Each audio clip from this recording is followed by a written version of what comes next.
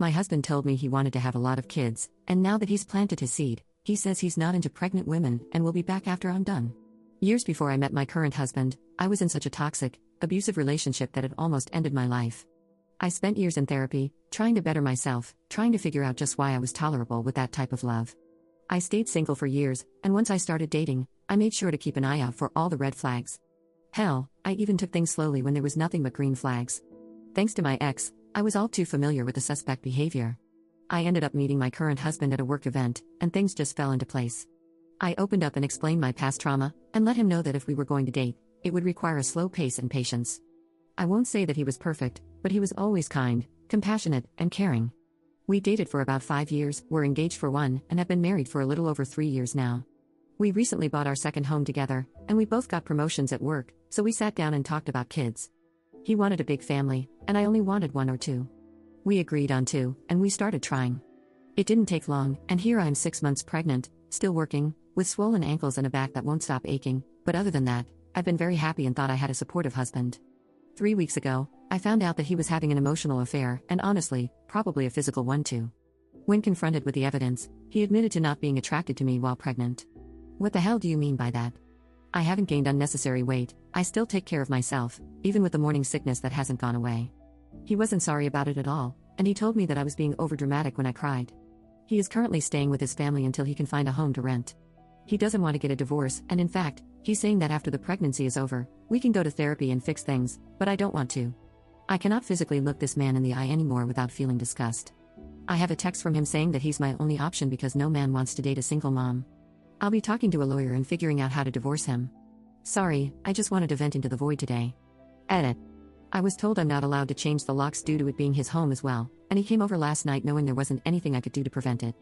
Thankfully, he only grabbed some personal belongings, threatened to take the dogs, and let me know he emptied our shared bank account. Part of me rolled my eyes and figured he wasn't dumb enough to do that, and the other part made me make a mental note to check it once he left. Sure enough, our account has maybe $5 left in it. I'll be calling the bank about the transfer and speaking to an attorney later this afternoon. Thankfully, my dad taught me not to fully mix finances, so my savings wasn't capable of being touched, and while it's not a lot, it's enough to pay for the fees over the next few weeks. I don't have any family left, so I think he's doing a power play to make me feel like I'm alone and need him, when in reality, it's lit a fire in me that I don't want or need such a garbage person in my life. Update 1. Hey everyone, I just wanted to give a small update on my situation from 5 days ago. My soon-to-be ex showed up the day before yesterday, completely drunk, begging to talk. His anger increased when I would just ignore him and walk away. It kept escalating, so I went to grab my bag and walk down the road to a neighbor's home so I wouldn't be alone. He grabbed my arm to stop me, and when I yanked it away, he slapped me, almost a backhanded open slap. The cops were called, and I didn't have a mark on my face, so it was my word versus his. They escorted him off the property, and I'm only now assuming he's back with his parents. He did throw a fit about the dogs and does have proof of ownership, so I'm guessing he'll be able to take them. I went to leave to go for a drive to clear my head after everything and realized 3 of my 4 tires were flat. I know it was him, but I don't have proof. Insurance won't cover it, so I'm going to a tire shop on Friday morning. As for the attorney, I've had my consultation, and I'm waiting for my check to come in for my actual appointment and getting the ball moving on this. There's not much family left, and a few close friends are kept in the loop, but I don't want to burden them or treat them like unpaid therapists, so I think that's why I found myself back here on Reddit. The baby and pregnancy are okay. I've actually lost weight, and the doctor has told me to avoid stressful situations and to take things easy. I'll be calling to see if I can change the locks on the home now, and if not, I'm going to start looking for new places to stay. Update 2. I'm back, and some things have happened in these last 4 days. I ended up changing my locks, and if he was going to get the law involved, then I was just going to use pregnancy brain and say I forgot to give him a spare set, but that didn't matter because he broke in late last night. I was able to contact the police before I confronted him, but due to our location, I knew it would take a bit for them to arrive. I tried walking by him to leave the house, but every time I did, he'd shove me. Once, it was hard enough to make me stumble and fall backward. The eerie part is he never once yelled, but he threw things and said the most vile things. He hated me, said I should off myself, how useless I was, etc., yet never once raised his voice. I'm not saying that in a good way, I wish he would have yelled. It was a fight or flight instinct, and I found out mine was to freeze, and I hate that for myself. He was arrested, and his mother already bailed him out. I'm staying at a hotel thanks to a work advance and looking into some apartments.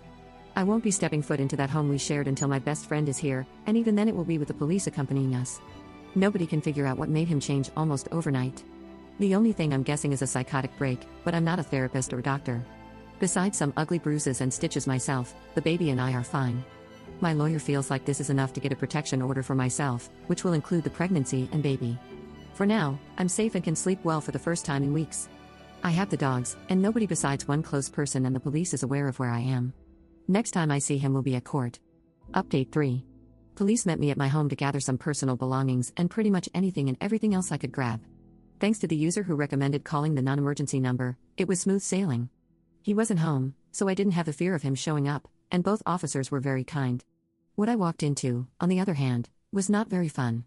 This man looked like he went on a bender, bleach on clothes, food everywhere, personal belongings just destroyed, especially the nursery. I was able to salvage a lot of the bigger items and packed what I could, and they're now in a storage unit until I move into my new place. I took pictures, and as aggravating as it was, especially with the 1 step forward, 2 steps back, I'm hopeful that they'll just be another thing used against him to prevent custody. As far as him, he has no way of contacting me other than through an attorney or email, and it's been quiet on both ends. His parents have not reached out, I don't even know what I'd say to them if they tried, so no loss there. His girlfriend, yes, girlfriend, as I found out, has been trying to contact me via friends to let me know she's pregnant. I'm unsure if that's true or not, but that, at the very least, confirms the affair and how well he kept things hidden.